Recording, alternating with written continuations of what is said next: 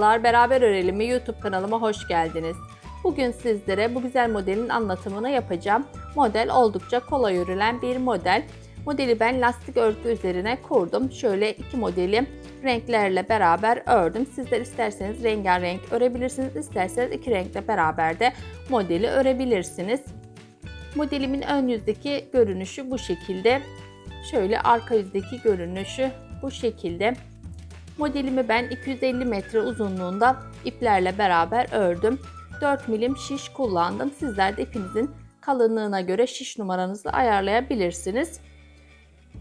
Kaç tane ilmek sayısıyla başlamak istiyorsanız o ilmek sayısıyla modeli başlayabilirsiniz. Bunda ilmek ve katları yok.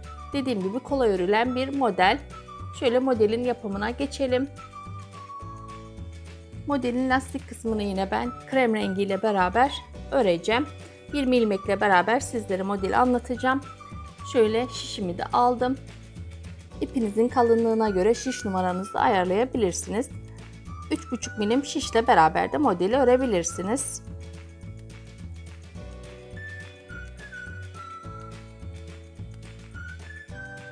Sekiz, 9, 10, 11, 12, 13, 14, 15, 16, 17, 18, 19 ve 20 ilmeğimi şişimin üzerine attım.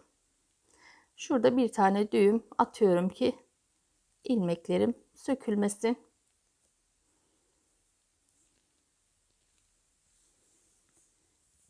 Bir düz bir ters olarak ilmeklerimi öreceğim.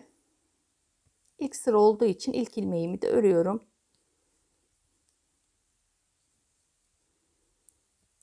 Bir ilmeğimi düz örüyorum, bir ilmeğimi ters örüyorum. Bu şekilde sıramı tamamlıyorum. Arka yüzde de düz gördüğüm ilmeği düz, ters gördüğüm ilmeği ters örerek arka yüzdeki sıramı da tamamlayacağım.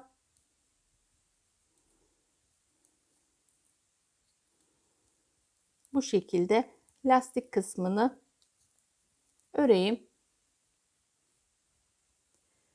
Yeteri kadar lastik örgümü ördüm. Sizler de modelinize göre bu kısmı istediğiniz kadar örebilirsiniz. Şöyle diğer rengimi alıyorum. Sizler de hangi renkle örmek istiyorsanız o renginizi alabilirsiniz. Modelimin ön yüzündeyim. Burada diğer rengime geçiş yapıyorum. Model kurulumuna da başlayacağım. Kenardaki ilmeğimi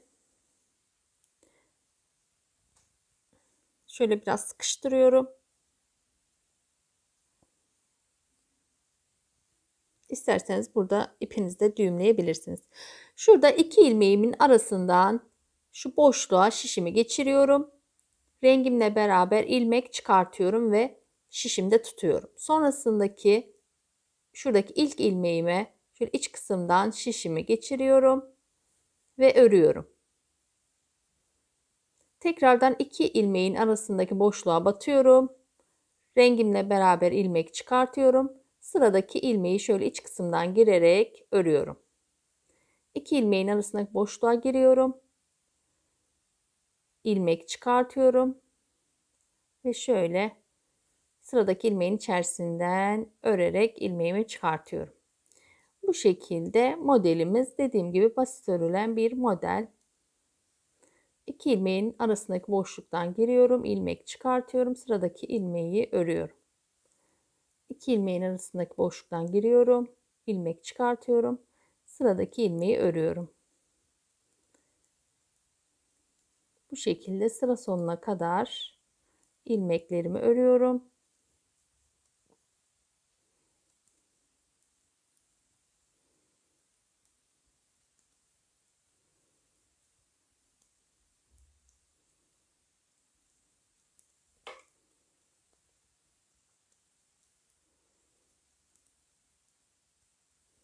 İsterseniz bu modeli rengarenk de örebilirsiniz. İsterseniz sadece işte krem pembe olarak da örebilirsiniz. İşte krem yeşil de örebilirsiniz. Farklı renklerde deneyebilirsiniz.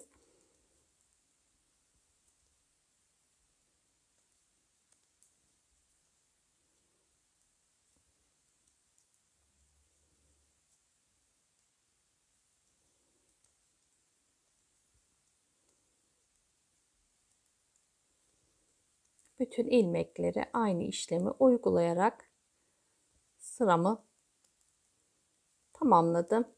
Şöyle kenar ilmeğimi ben ters olarak örüyorum. Ön yüzdeki sıramızı tamamlamış olduk. Modelimi çeviriyorum. Modelimin arka yüzündeyim.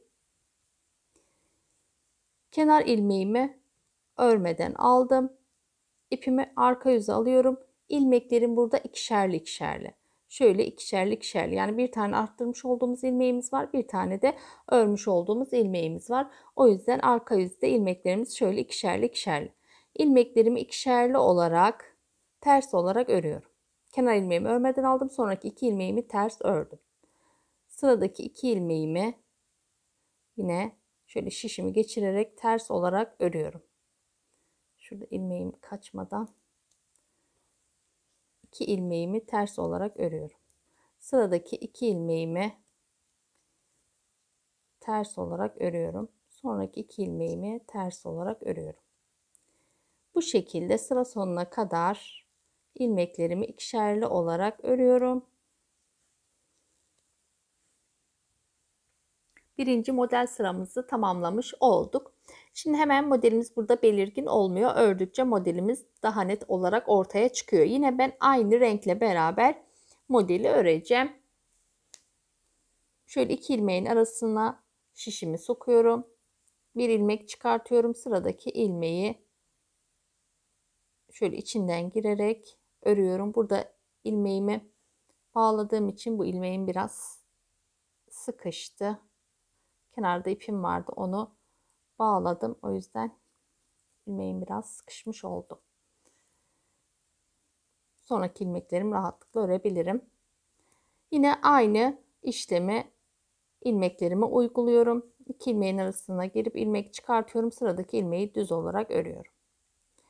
Bu şekilde sıra sonuna kadar ilerliyorum. Ön yüzdeki sıramı tamamladım. Şimdi modelimin arka yüzündeyim. Burada kenar ilmeğimi örmeden alıyorum. Sonraki ilmeklerimi ikişerli olarak örüyorum. Şöyle ikili olarak ters örüyorum. Sıra sonuna kadar bu şekilde ilerliyorum.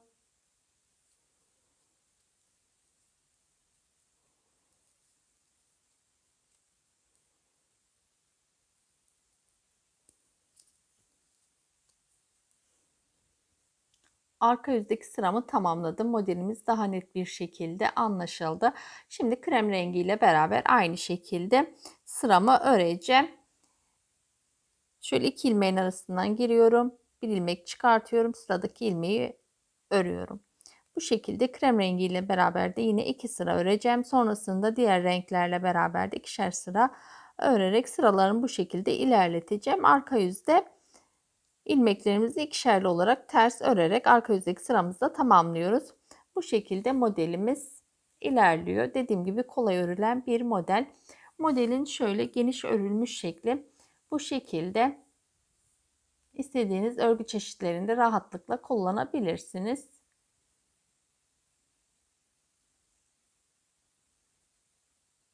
Şöyle arka yüzdeki görünümü de bu şekilde.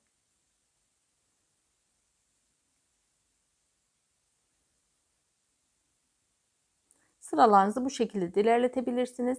Rengarenk şekilde de örebilirsiniz. İstediğiniz şekilde de örebileceğiniz bir model. Tek renk olarak da şık duran bir model.